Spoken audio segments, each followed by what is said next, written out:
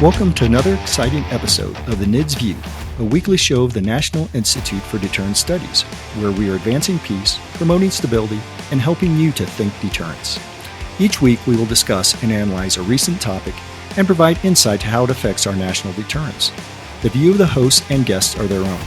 We hope you enjoy the show. Welcome back to the NIDS View podcast on our special Thanksgiving edition 2025. We certainly hope you have an enjoyable holiday. I'm Jim Petrosky, joined as always by my co-host and Vice President for Education, among many other things, Curtis McGiffin. Say hello to everyone, Curtis. Hello, everyone. There you go. Yeah, and today we've got a fascinating episode lined up that takes us beyond missiles and military strategy and into something that's shaping the future of national security, sustainability, and resilience. And our special guest today is Dr. Joe Bozeman, an environmental engineer, a faculty member at Georgia Tech School of Public Policy, a good friend of mine, and at one time a student, but now a great faculty member. And so we'll get over the Dr. You and Dr. Me thing that always tends to happen between students and faculty. I'm just Jim, and you're Dr. Joe. So just Joe is fine. Just Joe is fine.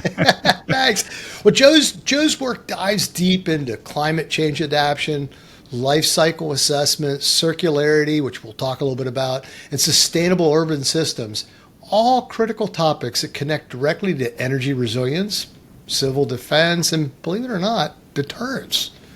So Joe, we're thrilled to have you here. And before we dive in, tell our audience a little bit about yourself and the research you're doing there at Georgia Tech. Well, Jim, thank you for having me. It's a pleasure to all of your audience members. It's a pleasure to be here with you all.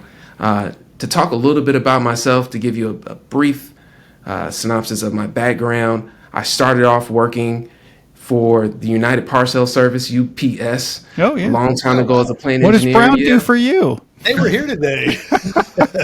One of my first jobs as a plane engineer, and then I worked for the federal government for a while. My undergraduate degrees in mechanical engineering, master's in material science, and then went on to get my PhD in civil engineering from the University of Illinois at Chicago. From a research standpoint, I focused a lot on the food, energy, water nexus and energy resilience as it relates to the issues of equity and justice and engineering. So it's a very niche but really important set of fundamental skills that I've been able to develop, and I'm interested on our conversation that we're going to have in relation to nuclear deterrence and the like. Oh, well, thank you, Joe. No, these are topics, as you and I discussed, but for our audience, most people think about deterrence from the public policy and from the military and government infrastructure, but we forget all these other pieces happen. I've had a person one time saying, I'm not about deterrence. I just want to be able to go to, on the weekends, go to the bar, go see a movie, have a good dinner and all that other stuff. I'm not about all that other stuff. And my answer to them is, that's why deterrence is why you can do that. And so we have to tie these together in our outreach. So in today's show, we're going to explore how these items become part of the national discussion and the culture. And perhaps adding any dull moments to your Thanksgiving dinner, you can talk about these with your family and friends and bring it up. And so this conversation is about the future. And so let's get started. Joe, probably a good starting point is just from a general environmental engineering focus. Let's talk about that. And Curtis, just jump in as you see it. Actually, too, you have probably more degree background than I do on the environmental engineering side. So go ahead, Joe, and tell us what environmental engineering encompasses and how it ties us together. Well, environmental engineering, broadly speaking, is the study of the things that are physically tangible and some of those things that are not so physically tangible. On the physical tangible side, things that we can see, feel, and touch, we're thinking about things like water, food, and land resources and how those are affected.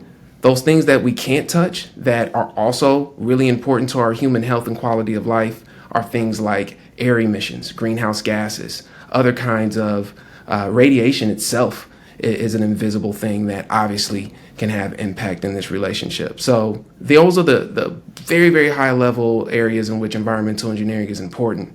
And how it connects to nuclear technology is really traditional and really foundational.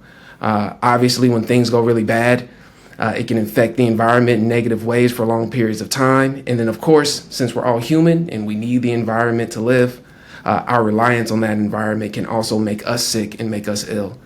On the flip side of that, when things are going really well, we can utilize the resources, energy resources, electricity resources of this earth in a renewable and sustainable way long term.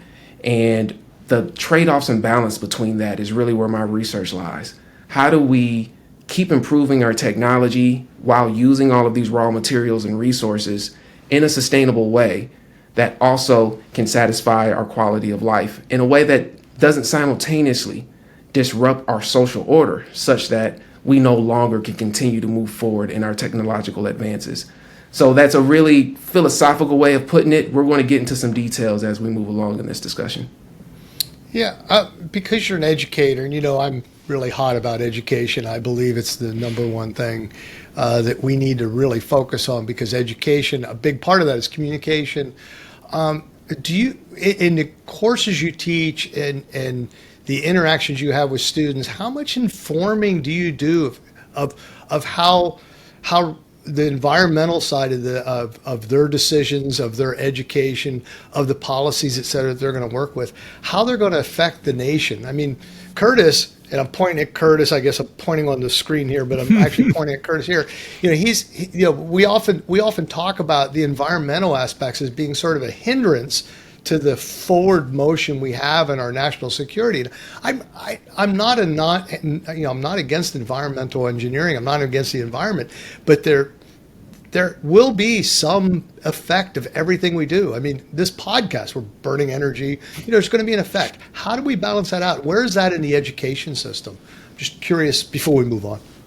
Well, I mean, I can jump in. I think data centers and electric vehicle adoption are two hot topics that make this really, really graspable to students, to folks who have been a part of this subject area for a long period of time.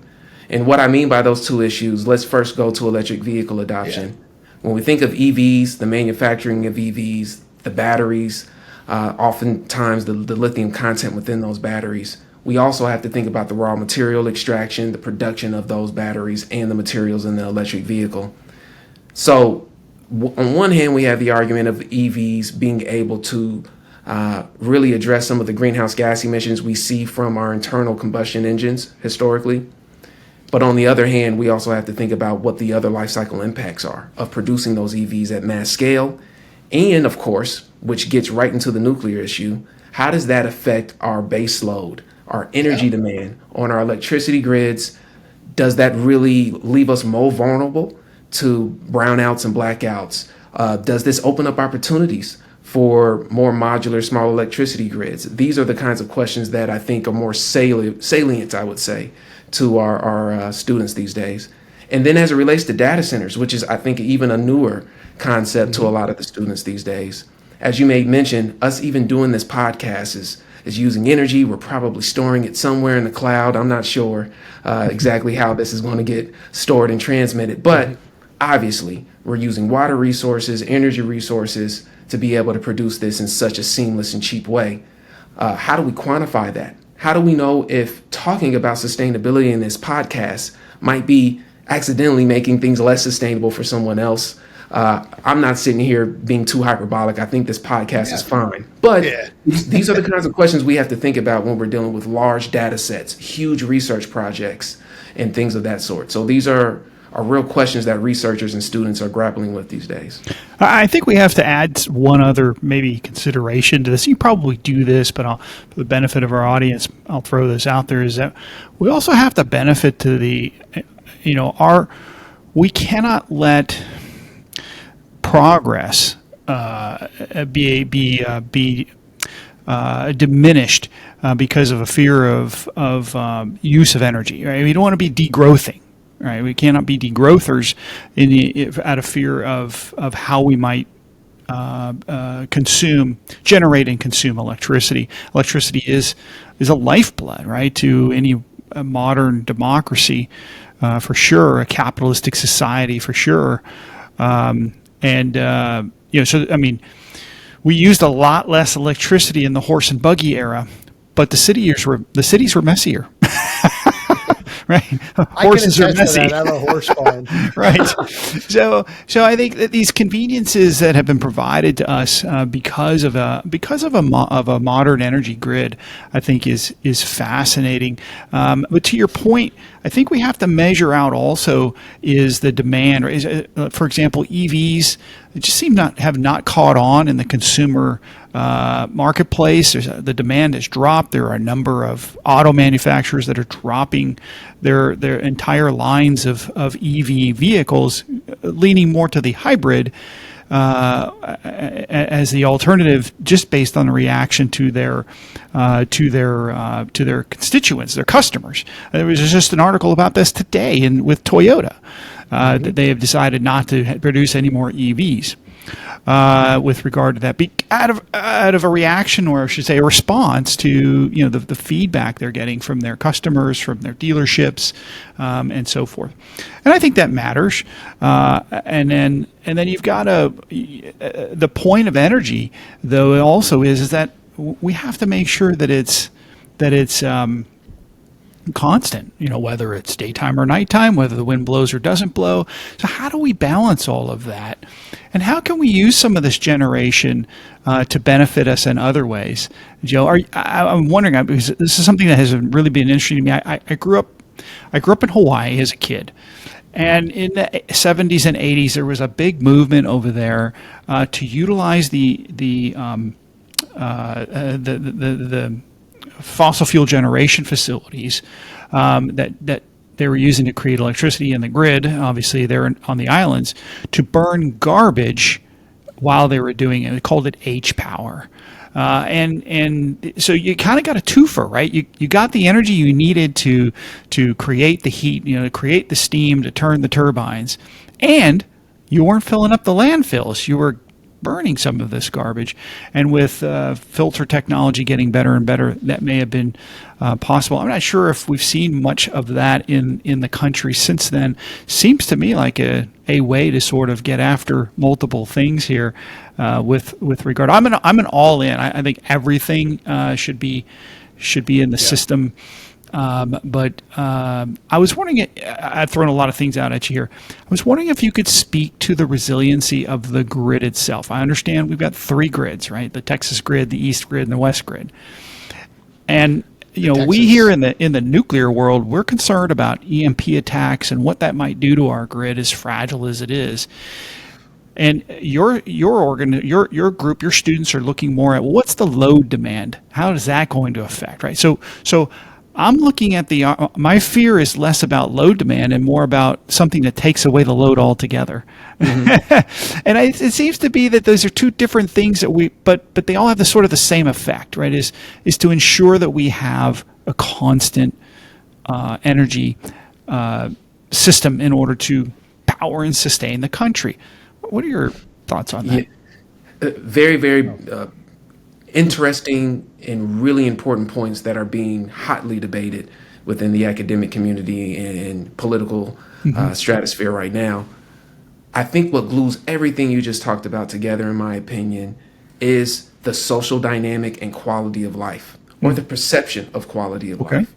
Now, for instance, in the beginning of your statement there, you made mention of degrowth, which is a subset of the concept of post-growth and beyond growth. Now, degrowth represents a very particular set of ideals and cultural norms and aspirations, but there is also, under this post-growth and beyond growth concept, the frameworks of A-growth, which is an agnostic growth, where folks really don't care about if the economy is going to grow wildly or not. And then you also have steady state economics. And the reason I bring all that up is degrowth in itself is not a settled scientific concept. In fact, some would argue that using degrowth as a framework can help us to strategically and over time change our aspirations for energy use. For instance, in the United States, we're obviously used to unending access to energy. For those that experience consistent blackouts, and South Africa, for instance. They call it load shedding, and I think another term is emerging here in that area. They want consistent energy use, but they know they don't necessarily get it on a consistent basis, and that fundamentally changes what they expect. So their quality of life standards might, at least in one metric, be considered lower than ours, but in another metric, when it comes to some of the social dynamics, may even be higher than ours with the lack of constant access to energy. So when we include the social dynamic in perceptions of quality of life, and we use these three justice concepts of procedural justice, recognitional justice, and distributional justice, it actually makes the way we perceive this issue more complex, I think, but also more interesting, and it opens up the doors for more holistic opportunities than the more tech-centric approach that has been used in the past. Hey, but would you say that socially and from a national standpoint that we are more attuned to our culture of energy use and finding ways of building that energy use and energy resiliency in a way that maintains who we are as a nation, as a cultural entity? Because I've always because people will often say, oh, you're not environmentally minded. And I hate using that because people take these big sides on one side or the other. And I'm a nuclear engineer. I'm pro-nuclear. I believe that nuclear has a place, as Curtis said. I believe solar has a place, wind has a place, hydroelectric has a place. All these have a place. But I am pro-nuclear because I think it is a solution to many things that we have as social ills. And one being consistent baseload power, as you talked about. But I've also talked about the environmental side of this, and I going back to that, not using it as a pejorative term, but I always look at it as responsible environmental engineering, as with all engineering. I have a book up here. Oh, where is it? Henry Petrosky. No relationship to me. He used to be the editor for Science Magazine, and he was an engineer, and he had a great saying. He said, "With every solution comes a problem." Okay, and I agree with that. With every solution comes a problem. So you have to have we have to look at everything responsibly from both ends. When you slow down, let's say, our Sentinel project right now, if you slow down the Sentinel project, putting holes in the ground for missiles, or you slow down the project of small modular reactors because you're afraid of the waste project, problems. What are we going to do with the waste? Or there might be an accident. When you slow that down, what are the consequences of doing that? Is it a national security concern? Is it you brought up the cultural concern, and I agree. Us as a culture, do we just decide we're going to live with the brownouts? And I've lived in countries that had brownouts where, I always joked, I won't say what country I was in at the time, but I'll just say the difference between that country and the United States, I used to tell people, is I'd walk over and throw a switch and in the United States, and I expected that light to be on. But when I was in that country, I flipped the switch to see if the electricity was on. That was the difference, okay? And that was an expectation there.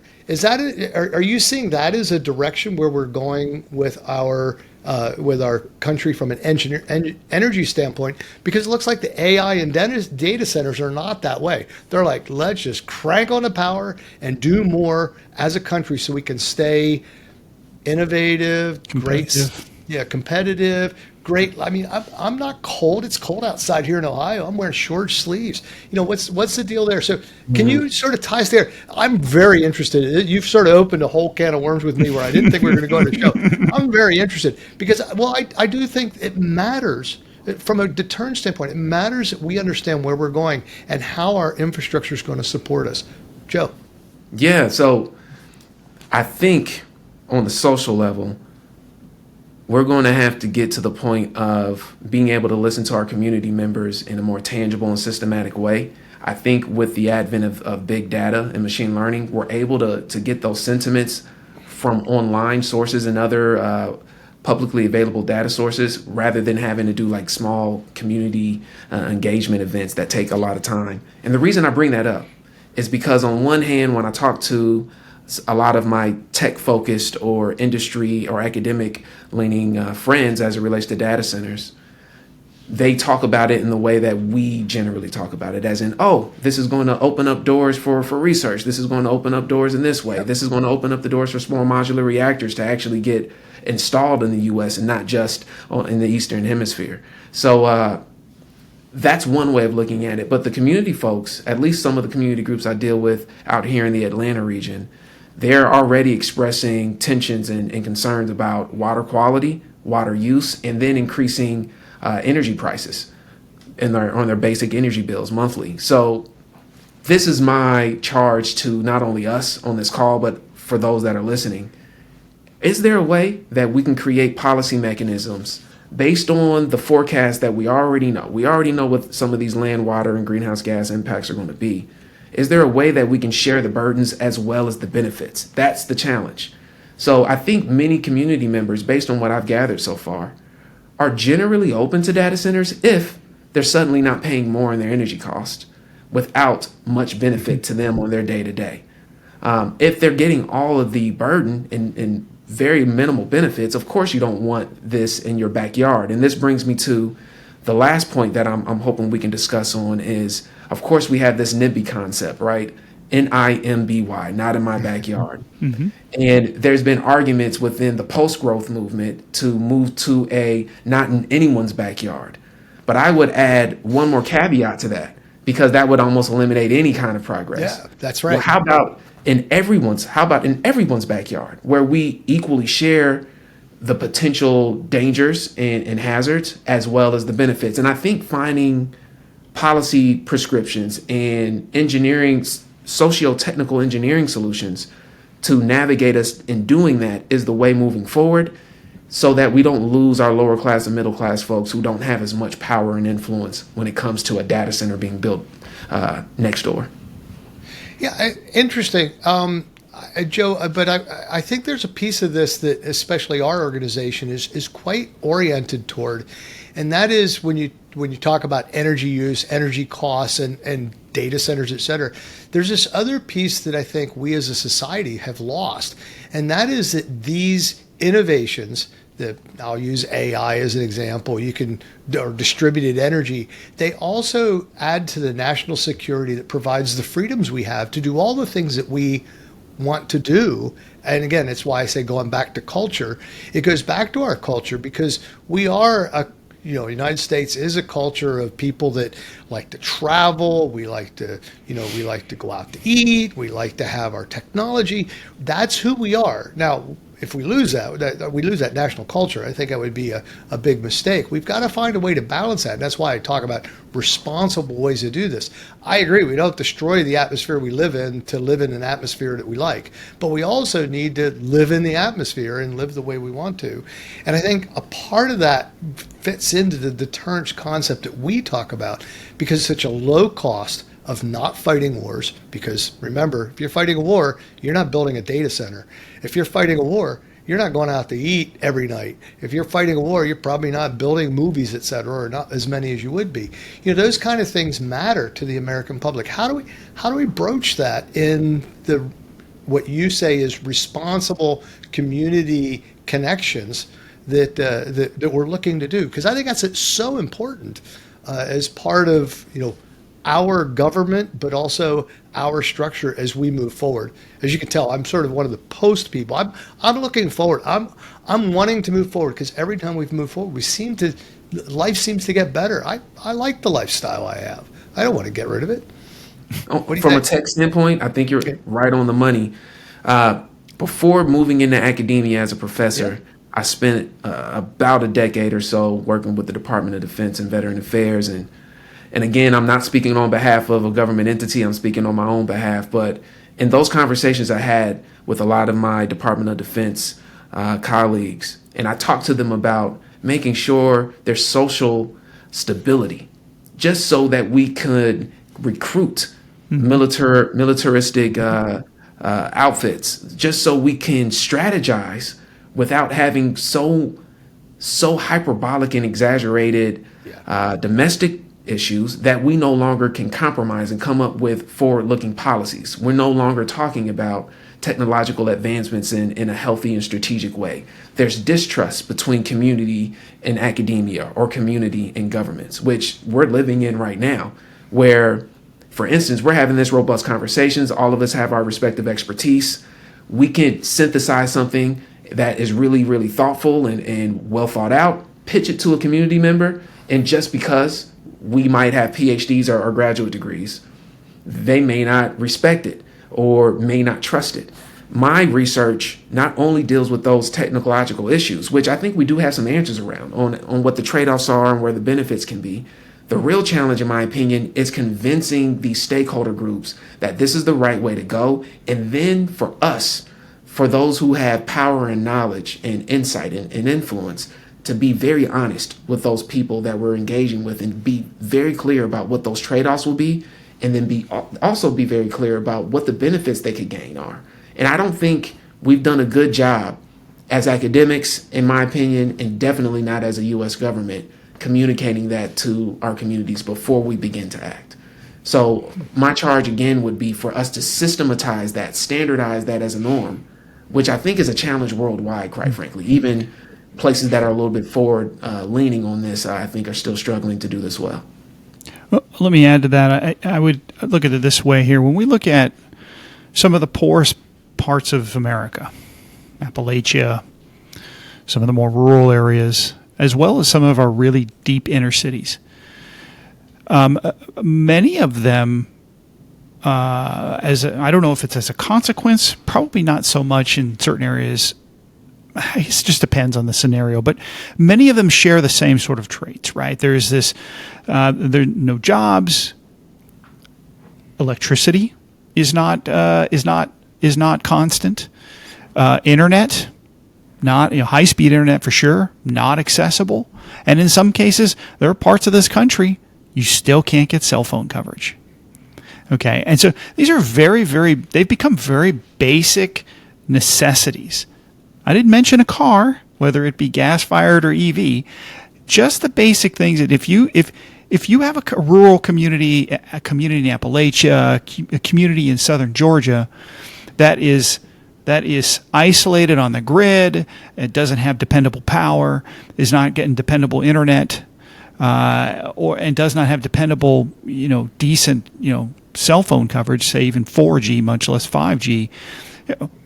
How can you grow anything in those areas? And so technology is really key to raising the status of these areas that might have that might be poorer. I'm just going to just be poorer than others that don't, than those who live in, say, in Buckhead and other more wealthier sections of Atlanta. And so I think when we take into that account, when it comes down to it, what people likely want is access to these things at a constant rate. Not, I'm willing to trade off, this or that at certain times of the day for the good of everyone else. I think that's where we get challenges. I want to take your point though, in that people resent paying more in for their power because of this drain on the grids by data centers, various construction, whatever, businesses and this and that, people plugging in their EVs, whatever. And I think that is absolutely a problem. And I think the solution to that is you need more power generation. This country has shut down power generation of all types, largely combustion, fossil fuel power generation over the last 10 years. I think it's really affected our ability to deliver power at an affordable cost. And there's still a reluctance to build massive amounts of consequential nuclear power. And I think I kind of feel like, at least socially, and maybe you'll change this in your world, but I think socially, we've kind of peaked at wind and solar with regard to the trade-offs on the other parts of the environment. Upwards of 500,000 birds killed each year by wind turbines, large swaths of acreage, covered in solar panels. I think there's a place for them. I'm not saying that we shouldn't have them. I'm just saying that we may have socially maxed that out, and we haven't even scratched the surface here on mining and critical elements in the mining world. Joe, we're going to have you back just to talk about that. Oh, for sure. But I think to get to our point here in national security, for countries that want to depend on us for global national security, that's a different debate of whether or not we should be doing it or not. But if we are going to be the world's security guarantor, it probably ought to start with the ability to have at least dependable power grids, communication capabilities, and internet access in every square inch of this country. So I can't help but think about the example you made about maybe the connection between lower income rural populations and inner city populations. Let's take the rural population as an example, where internet access and high speed access has been a challenge for really forever, right? Yep. All right. I am a data center developer and I want to develop one in one of those regions. Maybe one of the benefits I can pitch to that rural population is we're going to take 15% of whatever the profits are and designate research just for rural populations and making sure we have computational modelers focused on the issues you care about as a community, which would likely include access to high-speed internet, access to the data center power itself, to understand what data centers are useful for. Even that kind of thing is really, really key. We're doing some of those initiative works here at Georgia Tech, and also trying to do the same thing with HBCUs, which, as I understand it, as of today, listeners, you tell me if I'm wrong on this, but HBCUs, not one within the United States has a data center directly connected to it. So, and there are universities like Georgia Tech that already have at least one. So it's these kinds of things that I think are really important when it comes to power generation, as you made mention of. You talked about increasing power generation and how reducing our fossil fuels have maybe undermined some of our efforts there. I would argue that maybe that's true. I would argue that equitably distributing power and being thoughtful about not just the actual distribution of the power, but being mindful of how much it costs, how that should be on a sliding scale for various socioeconomic groups. And what about the recognitional factors? Some people rely on power a lot, but there are subgroups within the United States, like the Amish, who don't use power nearly as much as a cultural norm. So there are all these interesting dynamics I think need to be considered more robustly in our decision-making matrix as we decide on nuclear power, as we decide on other kind of energy-producing technologies. So Joe, I want to challenge you on one of the comments you made, because I'm very interested in your perspective, and the only reason I say it's a challenge because I always want to see someone else's perspective. And you said, well, an AI organization wants to go to one of these communities and be able to build there, and will offer 15% or so of what they're doing. So I look at it as a businessman, and the businessman says, you know, I got to make a profit, and what's in it for me? Because if there's no profit in it for me, it's not going to happen. We had the same problem. I mean, you can tie that AI back to nuclear power. When we started over-regulating nuclear power, or putting a lot of the generational requirements on nuclear power to the point where it became a burden, then you can't make money on it. If you can't make money on it, then I'm not going to find a shareholder. I'm not going to invest in it. Are you going to invest in it if I can't make money? So how do you balance that out? I'm not saying it's wrong. I'm saying this is the issue, because in a capitalistic country, you've got to do that, and we've got to figure out how to make that happen, because we have, everyone's got to be be part of the moving forward. If it's not going to leave anyone behind. I mean, that's the objective, right? And so how do we do that? So this is where I think transdisciplinary partnerships are key, which is very, very central to a lot of my work.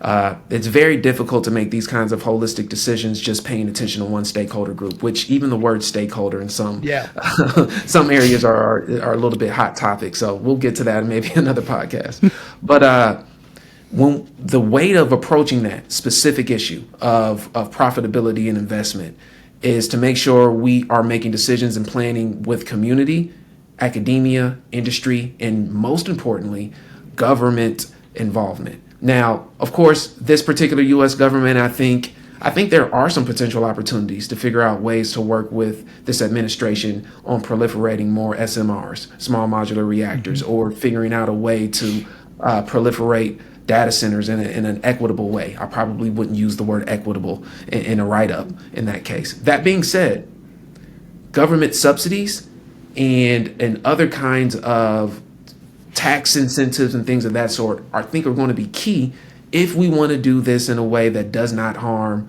the least economically powerful among us. It doesn't harm the low socioeconomic groups that we've been talking about, the rural populations, some of the low-income urban populations. That's going to require an act of municipal, state, or federal government engagement. And quite frankly, what I've been saying in the other events I've been at is that we should be doing this at the state and city level, in my opinion, and then allowing those state by state experiments on policy development and community engagement to roll up to the federal level so they can have a more holistic glue of policy prescriptions that help us long term. Because this is going to be something we're going to live with. We're going to be trying to figure out how to balance it.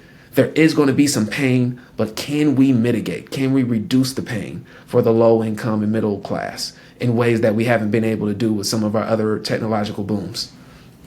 Yeah, well, thanks. We're getting ready to run out of time here, and I want to tie. We sort of moved in a direction that is away from deterrence, not necessarily, in that. Well, and I think we haven't, but I want to help to tie the audience back to the concept that the citizenry, a citizenry that is not supported well in a country becomes then dissatisfied and becomes disruptive, and now you have a difficulty in launching national policy, et cetera. You also have, as we were talking here, we're talking about infrastructure. Infrastructure needs to be resilient in all parts. You can't have locations where the infrastructure resiliency is such that it becomes vulnerable, because our adversaries will take advantage of that. And we see that very much in the way that our adversaries are functioning.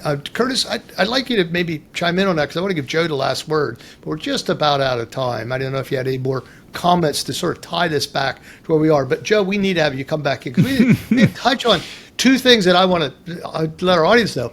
Okay, one is I still want to get back to the concept of recycling and circularity as a military issue. How do we reduce the amount of products that we need for our military to function in areas that they can't function? I think it's very important. And the other, of course, small modular reactors in the energy grid, dispersing that, or where it fits and doesn't fit. And I have a whole other, I made like 20 notes here while we were talking. So Curtis, I didn't know if you had any more comments. We'll give Joe the last word here. I will just sort of wrap up with some thoughts here, and hopefully I won't upset anybody, either a listener or our guest. But I would say this.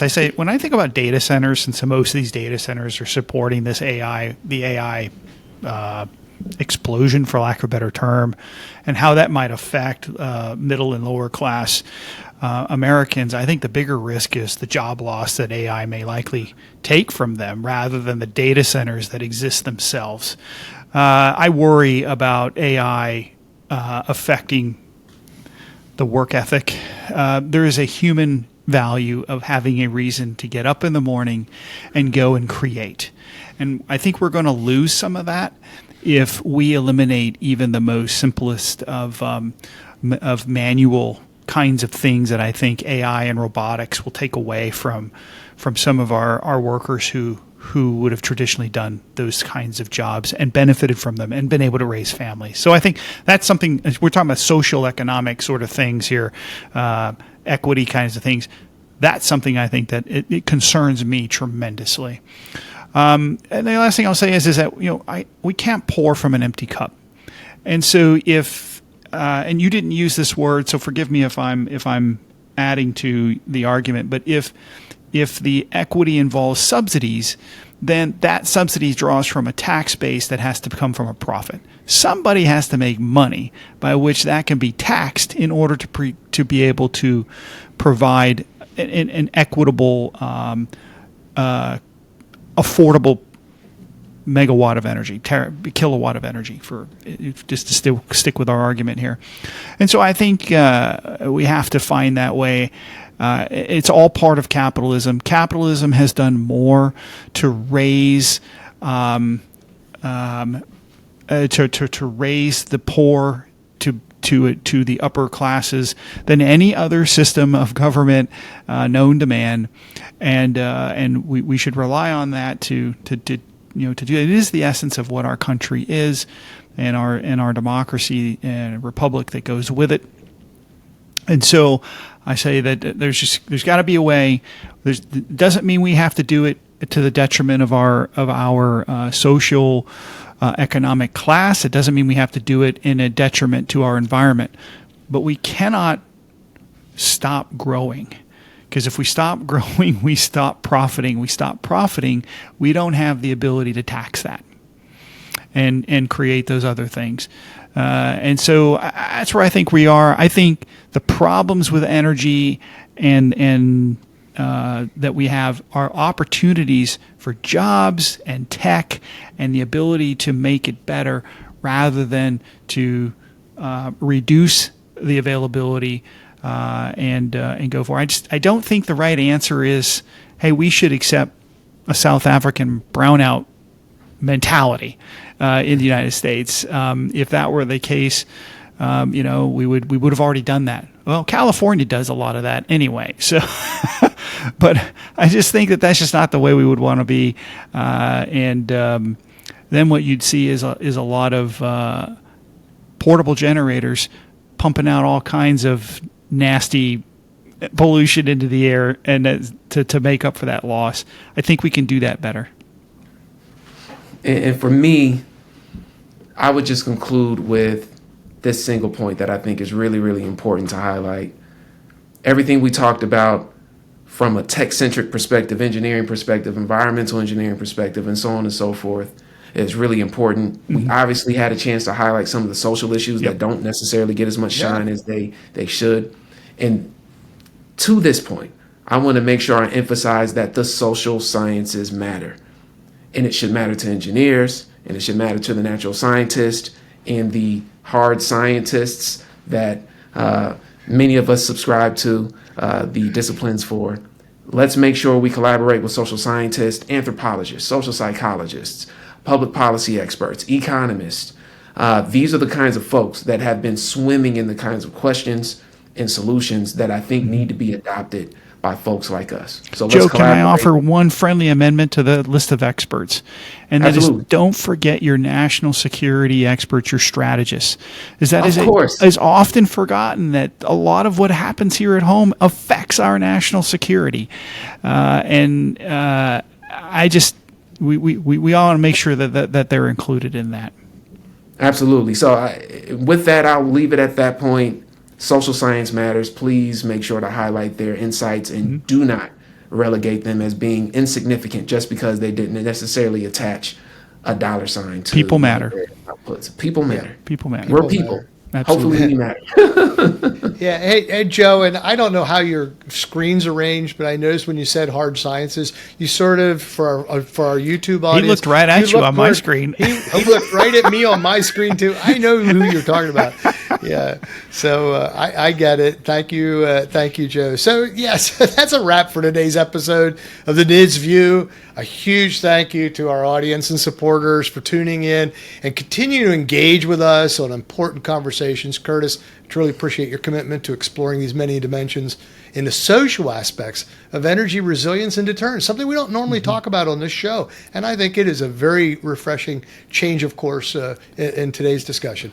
And of course, extra special thank you to our guest, Dr. Joe Bozeman, sharing your insights on sustainability, resilience, how these concepts intersect with national security and social constructs.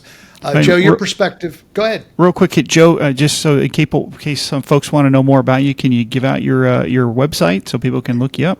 Yes, if you ever need to find me, just Google Joe Bozeman or go to joebozeman.com. joebozeman.com. Googling Joe Bozeman will get you everything you need. Very good. And it's Bozeman. Like Montana. There you go. Very good. Okay. Spelled the same way, at least. Close enough. Your perspective adds much depth to our discussion, and we're grateful you could join us. So, as we head into holiday season, we want to wish you all a very happy Thanksgiving.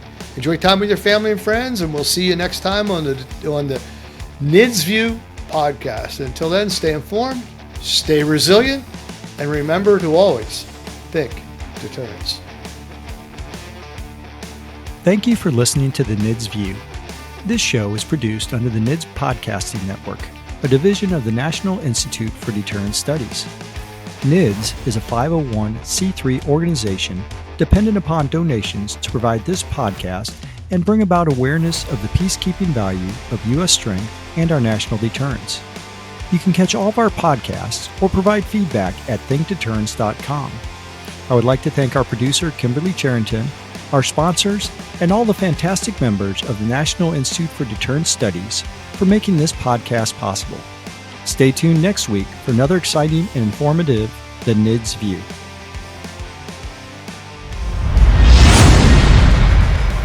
The NIDS Podcasting Network.